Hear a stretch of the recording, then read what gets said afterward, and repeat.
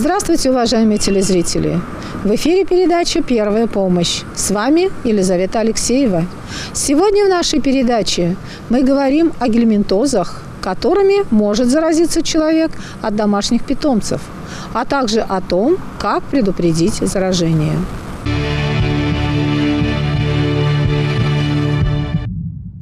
Организм человека довольно часто страдает от различных вторжений извне.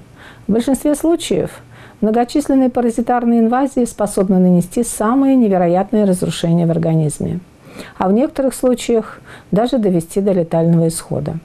Для того, чтобы предотвратить вероятность заражения различными паразитами, знать о них рекомендуется как можно больше.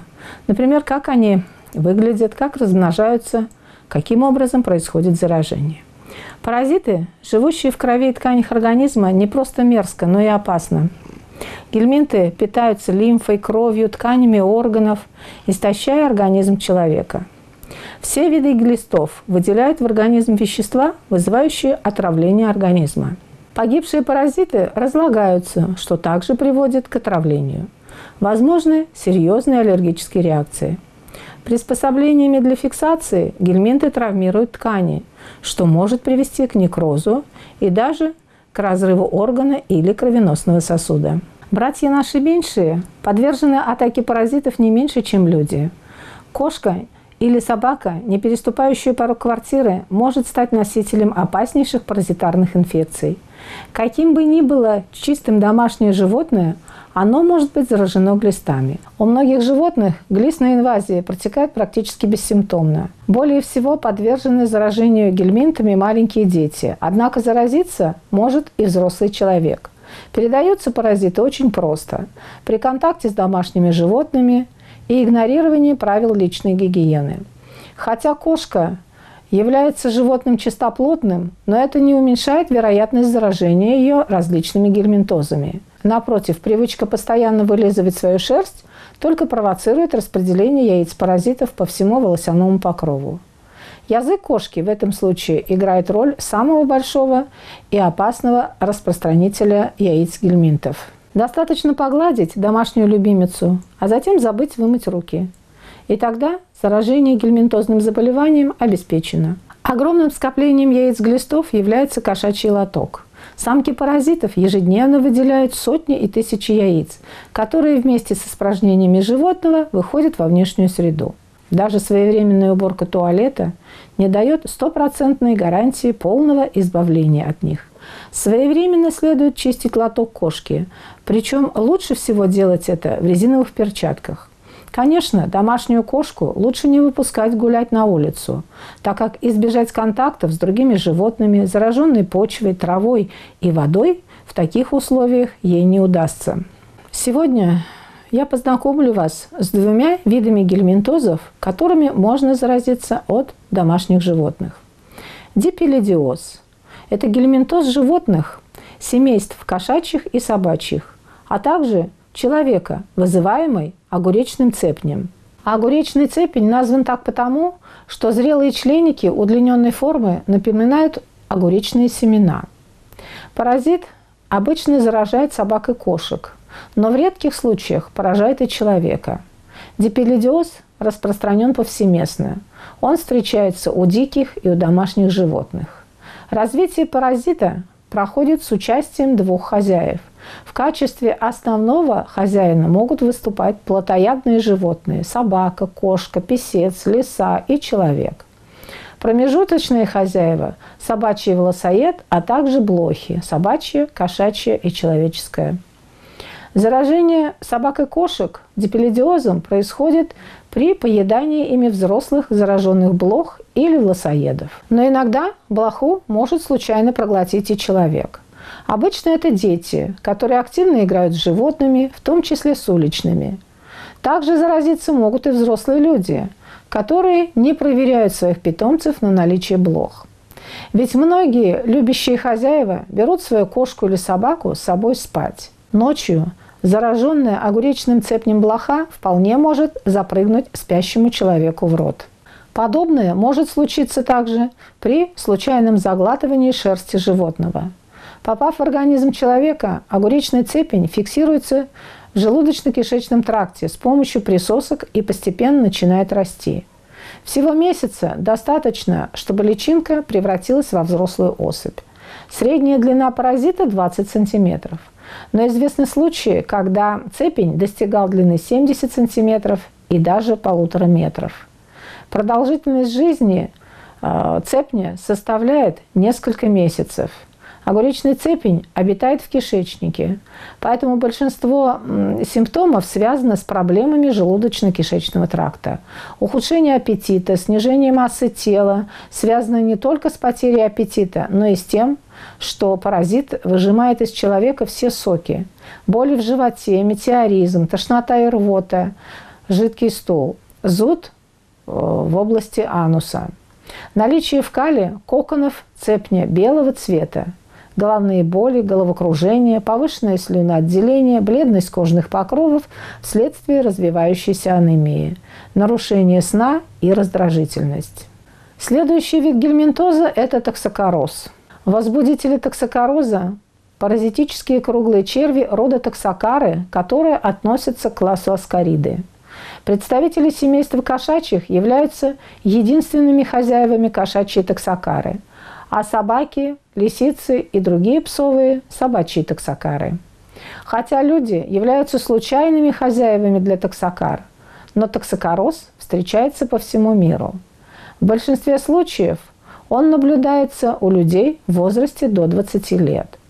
Основным возбудителем заболевания у человека все же считается собачья токсокара, так как она больше распространена. Содержание собаки является фактором риска для инфицирования токсокорозом. Передача токсокар людям происходит в большинстве случаев через заглатывание инвазивных, то есть заразных яиц. Собачья токсокара способна производить около 200 тысяч яиц в день. Наибольшую опасность заражения токсокорозом создают щенки и котята. Они заражаются токсокарой от матери, и их яйца содержатся в кале.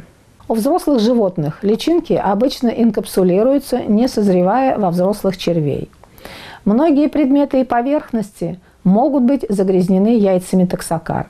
Также мухи способны их распространять на другие поверхности или пищевые продукты.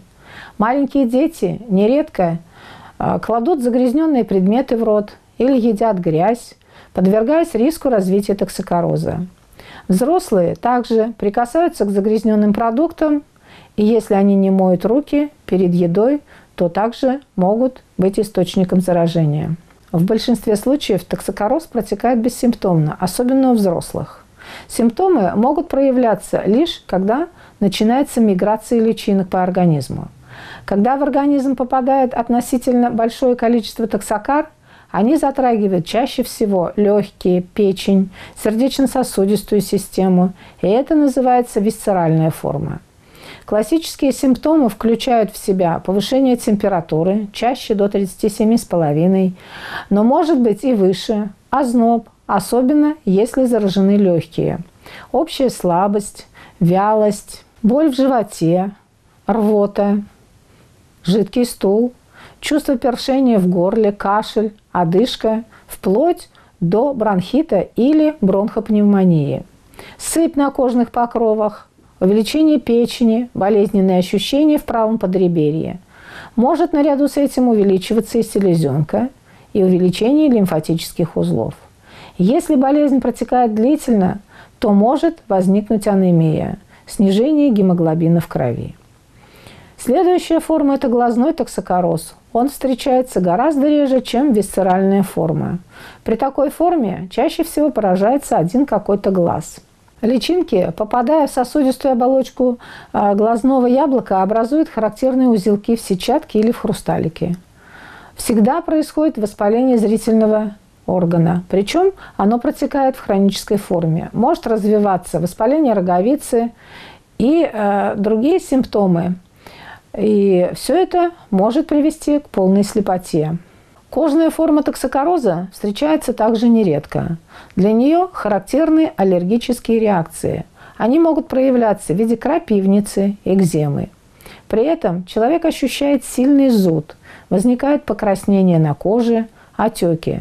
Симптомы могут наблюдаться сначала в одном месте, а потом в другом, что связано с миграцией личинок. Поражение нервной системы проявляется тогда, когда гельминты проникают в участки центральной нервной системы. Это опасная форма заражения, так как может привести к воспалению тканей мозга. Самые первые симптомы – это головные боли и судороги. Другие признаки такой формы заболевания заключаются в изменении поведения и настроения человека. Раздражительности, ухудшении памяти. Могут быть затруднения при попытке прочесть что-то, сконцентрировать внимание. В некоторых случаях бывают судороги и эпилептические припадки. Скрытая форма является наименее серьезным проявлением, но имеет хроническое течение. Признаки скрытой формы включают кашель, лихорадку, боли в животе, головные боли, а также изменения в поведении и нарушение сна. При осмотре часто обнаруживаются хрипы в легких, увеличение печени и увеличение лимфатических узлов. Итак, что необходимо делать, чтобы не заразиться гельминтами? С самого раннего возраста нужно приучать к гигиене детей, а также объяснять им, что кошку нельзя целовать, разрешать ей спать на своей кровати и так далее. Мойте руки после контакта с животными, особенно тщательно после уборки мест его сна и кормления. Регулярно убирайте квартиру дезинфицирующими средствами. Проводите медикаментозную профилактику гельминтов среди всех членов семьи. Очень важно проводить своевременную дегельминтизацию домашних питомцев. Не позволяйте детям контактировать с неизвестными животными. Необходимо изолировать детские песочницы и игровые площадки от животных, например, заборами или брезентом. Периодически следует заменять песок в песочнице. Владельцам собак при выгуле на улице необходимо убирать за животными помет. Приучите детей всегда мыть руки перед едой, после улицы, особенно если был контакт с животным. Взрослые также не должны забывать соблюдать правила личной гигиены. Ребенку нужно вовремя стричь ногти, чтобы под ними не собиралась грязь. Во время прогулок, игр на детских площадках желательно не кормить ребенка. Запрещайте тянуть грязные руки в рот и есть что-то такими руками. Попадание прямых солнечных лучей на почву или детскую песочницу является естественным способом очистки.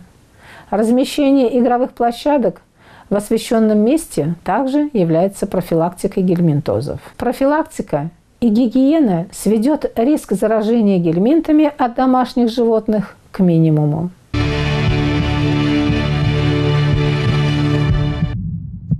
Здравствуйте! Мы рады приветствовать вас в городской ветеринарной лечебнице города Канаша.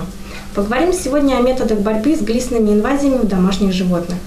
Для начала расскажем немного об этих паразитах.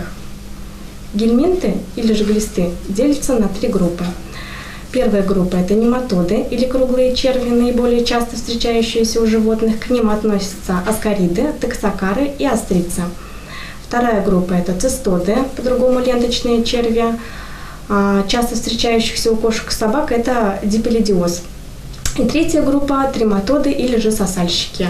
Животные могут заразиться ими при скармливании рыбы, мяса, не прошедшей термическую обработку.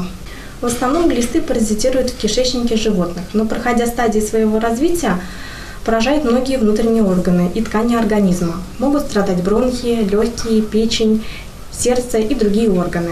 При заражении глистной инвазией весь организм страдает от интоксикации, которая возникает от жизнедеятельности глистов. Паразиты могут быть длиной от нескольких миллиметров до нескольких метров. Яйца глистов могут находиться в воде, на траве, в почве. Переносчиками являются птицы, грызуны, а также может быть и человек, который с обувью может занести в дом. Какие же признаки могут быть у животных? Чаще всего проявляются они рвотой, активным вылизыванием ануса, тусклая шерсть, выделением из глаз, наплывом третьего века, может наблюдаться кашель, также диарея с примесью крови или же наоборот запоры. Для точной постановки диагноза фекалии животного отправляются в ветеринарную лабораторию. В городе Канаш она располагается по улице Кооперативная. Профилактическая дегельминтизация должна проводиться 1 раз в квартал. От глистов желательно использовать антигельминтики широкого спектра действия. Выпускаются они в различных формах. Могут быть суспензия, таблетки, капли, растворы. Суспензию удобнее давать щенкам и котятам, а животным постарше – уколы или же капли.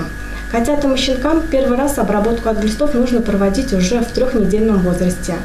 При наличии глистов дегельминтизацию желательно повторить через 7-10 дней. Глистогонные средства даются строго по весу животного. Если же в доме есть несколько животных, то обработку проводят всем. Если же у животного выявлен дипелидиоз или же по-простому огуречный цепень, то в первую очередь нужно удалить всех блох на теле и окружающей среде. Только после этой обработки через 3-4 дня проводить дегельминтизацию.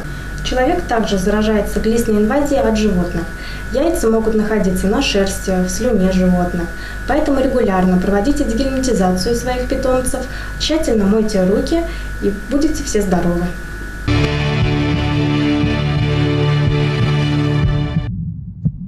Наша передача подошла к концу. До свидания, берегите себя и своих близких.